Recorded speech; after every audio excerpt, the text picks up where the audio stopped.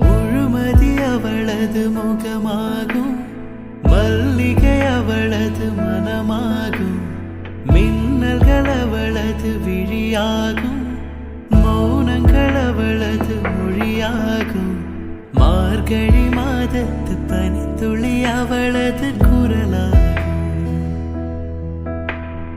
மகரந்த காட்டின் மான் குட்டி அவளது நடையாகும். அவளை ஒரு நாள் நான் பார்த்தேன், இதயம் கொடு என வரம் கேட்டேன். அதை கொடுத்தால் உடனே எடுத்தே சென்று விட்டாள்.